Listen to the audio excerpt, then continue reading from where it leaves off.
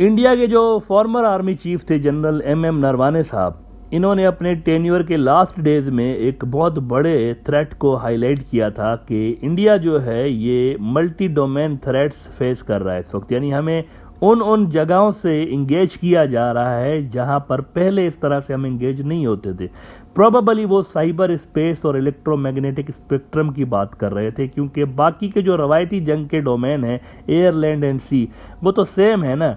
यहाँ इन डोमेन्स में इंडिया वाकई पहली बार, जो दूसरे डोमेन्स है उसमें शायद पहली बार वो इस तरह के चैलेंजेस फेस कर रहे हैं। फरवरी में द टाइम्स ऑफ इंडिया ने खबर लगाई थी कि we are witnessing trailers of future conflicts. Army chief M Naravane, मतलब फ्यूचर में हमसे चीन किस तरह लड़ेगा उसकी झलकियां हमें वो दिखा रहा है।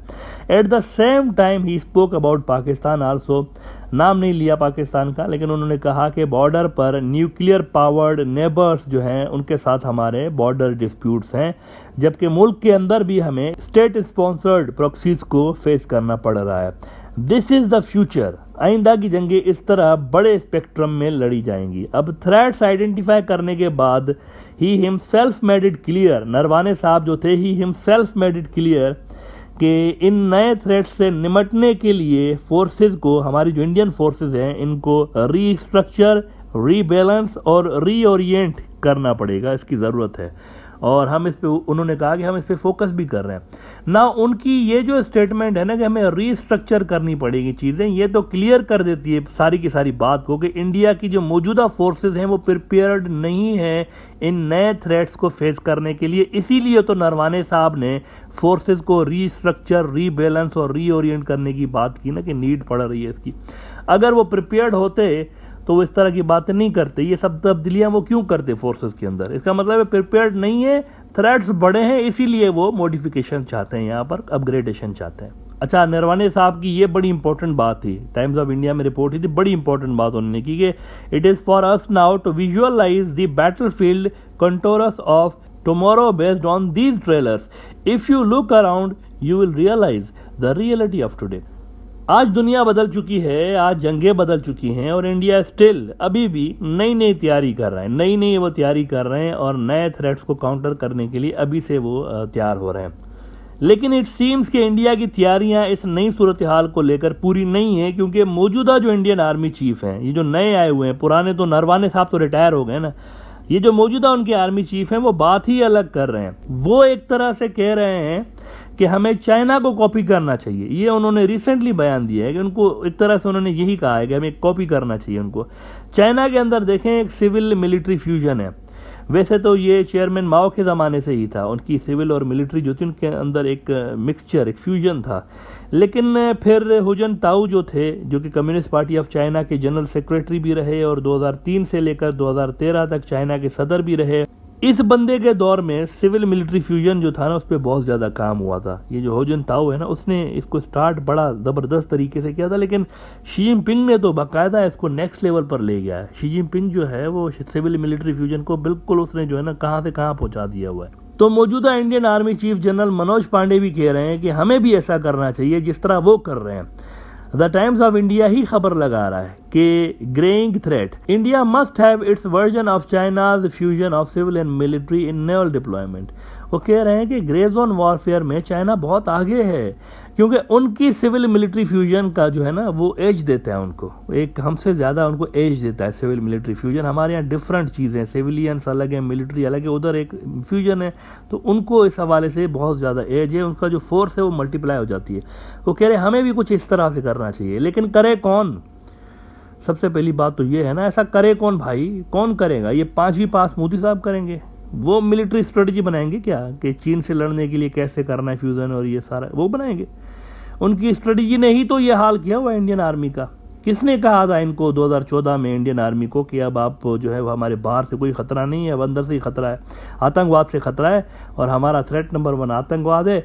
किसने इंडियन फौज से पुलिस वाले काम करवाए थे? इतने सारे अरसे पुलिस वाले काम करती रही, वो कश्मीर के अंदर जाकर वो काउंटर टेररिज्म ऑपरेशन के नाम पर छापे मारते थे इस तरह से। ये तो पुलिस करती है, फौज कहाँ करती है इस तरह?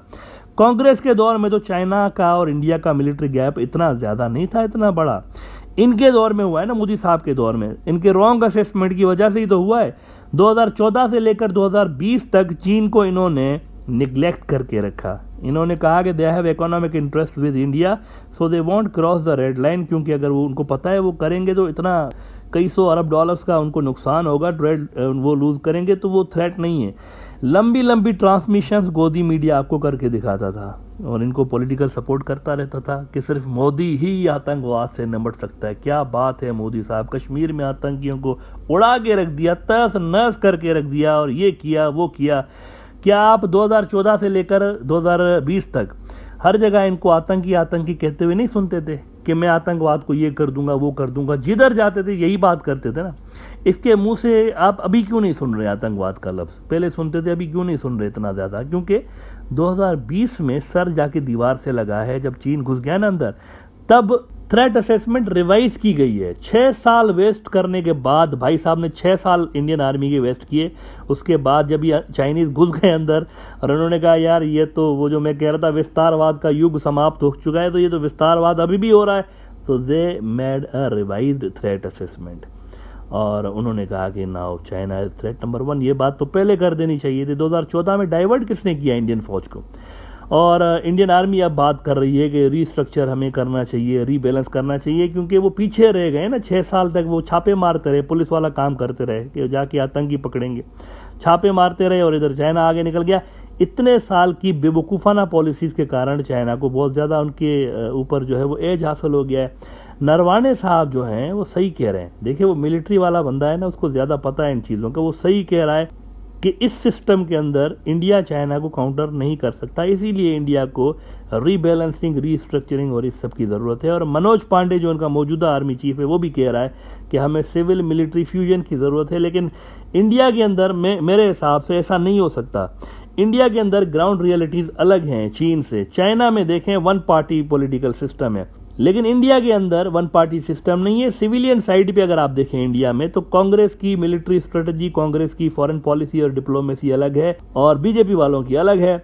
मिलिट्री स्ट्रेटजीज भी दोनों की अलग अलग रही हैं। तो इधर आप इंडियन मिलिट्री का फ्यूजन सिविलियन साइड पे किससे करवाएंगे? मोदी के साथ करवाएंगे या फिर वो बाद में कांग्रेस वाले आ जाएंगे तो डिफरेंट हो जाएगी? कैसे होगा फ्यूजन? वो किस तरह से आप करवाएंगे? अप्रोच डिफरेंट है ना।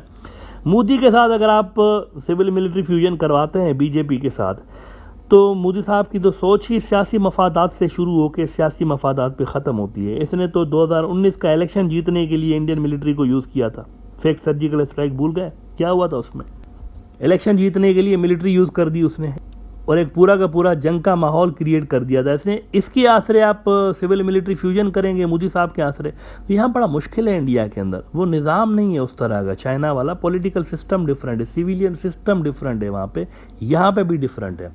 बड़ा मुश्किल है इंडिया के अंदर ये निज़ाम लाना चाइना वाला। यहाँ पर सिर्फ एक ही चीज़ हो सकती है और वो ये कि इंडियन मिलिट्री का जो काम है ना, इस पर से सिर्फ पॉलिटिक्स को हटा दें बस। अगर आप ये भी करेंगे तो भी मेरे ख्याल से इंडियन मिलिट्री, देखें इंडियन मिलिट्री बिल्कुल फारिग नहीं है। मैं कभी भी ये नहीं कहता हूँ कि वो बिल्कुल ही फारिग किस्म की मिलिट्री है, लेकिन ऊपर से जो डायरेक्शन देते हैं ना, अब इंडियन मिलिट्री का अगर मिसाल के तौर पर मोदी कहे कि लद्दाख में जाकर लड़ो, तो क्या ये नहीं लड़ेंगे? लड़ेंगे बिल्कुल। इनके ज़्यादा कैजुअलिटीज़ होंगी, बंदे इनके ज़्यादा धपड़दूस होंगे और ज़्यादा लोग मरेंगे इनके, ये अलग बात है, लेकिन लड़ेंगे तो सही। ऐसी बात तो नहीं है कि लड़ेंगे ही नहीं, लेकिन लड़ने के लिए पॉलिटिकल विल भी तो चाहिए ना। वो नहीं है। पॉलिटिकल विल इसलिए नहीं है क्योंकि उनको पता है कि मिलिट्री गैप बहुत बड़ा, नुकसान अपना ही होगा, लड़ाई का कोई फ़ायदा नहीं है। तो इंडियन मिलिट्री को यहाँ पर सिर्फ और सिर्फ जो है ना बीजेपी की जो पॉलिटिकल इंटरफेरेंस है, इससे हटाना पड़ेगा। इस वक्त भी ये रिपोर्ट्स आ रही हैं कि इस वक्त जो प्रमोशंस होते हैं मिलिट्री के अंदर 2014 से लेकर जो प्रमोशंस हो रहे हैं, वो प्रमोशंस जो हैं वो पॉलिटिकल लाइक्स और डिसलाइक्स को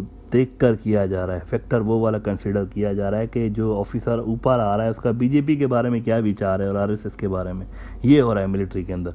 तो मौजूदा पॉलिटिकल रिजीम के तहत इंडिया के अंदर इंडियन आर्मी जो है ना, वो जेन्युइन रिफॉर्म्स उसके अंदर किए नहीं जा सकते, मुमकिन नज़र नहीं आ रहा।